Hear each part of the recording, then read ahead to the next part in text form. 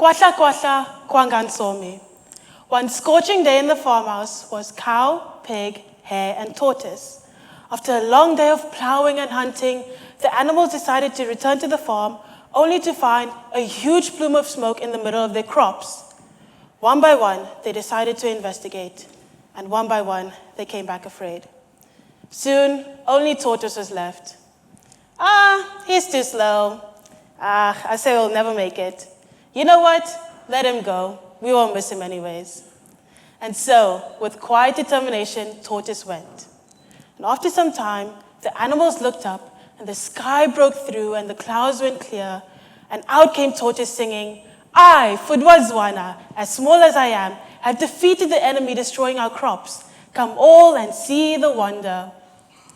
What a story about how courage and determination conquers all. I think George Orwell may have it coming for him. This story comes from the plethora of oral traditions originating in South Africa, more specifically the Xhosa library of folktales called Insomi.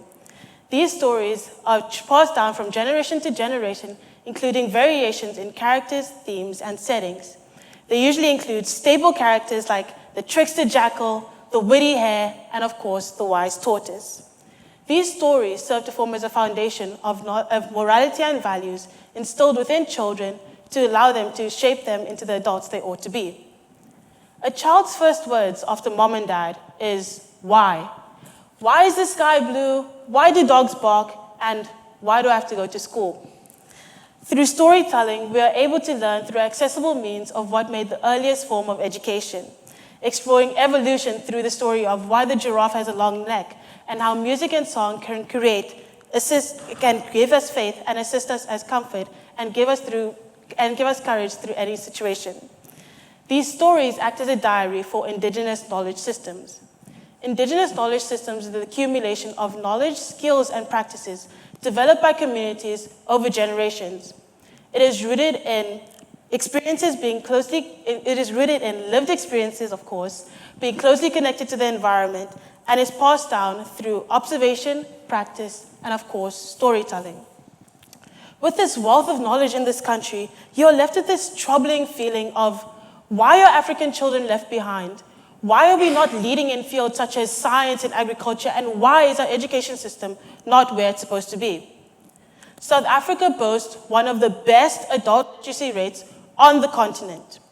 Yet, only 2 out of 10 grade 4 students can read for understanding.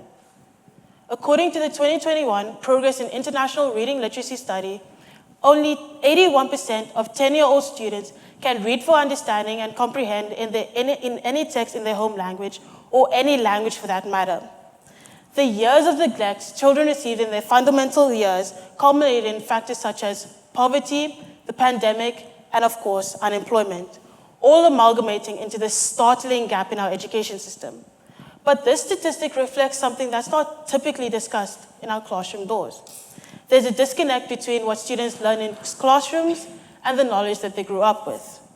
The current primary school curriculum emphasizes on distant histories, from colonial systems to ancient civilizations. We live in a country full of stories, yet the knowledge that surrounds us every day is ignored. Stories that teach heritage, community, and most importantly, identity. Yet, we leave them outside those classroom doors. The truth is that Indigenous knowledge systems are not separate from science. They are science, just expressed in a different way, a more relatable way. Lecturer at the School of Education at the University of Seoul Plaiki, Nontembiso Jaka, argues that with a large amount of disparity and inequality, using folk tales can create education that can be more accessible and allowing learning to be more inclusive and more accessible, while also validating Indigenous knowledge system as a legit source of education. Her research is qualified by Professor Motinyane's article on reimagining folktales in the 21st century. As a specialist in linguistics and child language acquisition, she emphasizes how folklore is not static. It must evolve with society, being shaped by experience and context.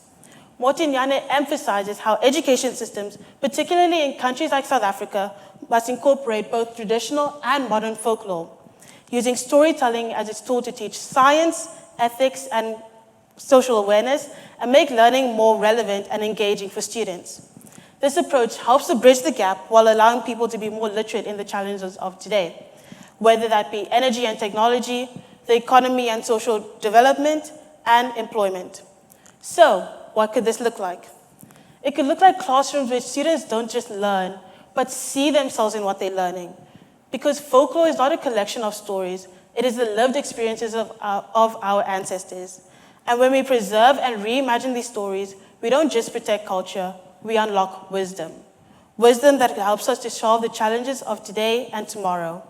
And maybe, just maybe, the next great scientist, the next great doctor, the next great lawmaker will not just begin with a textbook, but with a story. Thank you.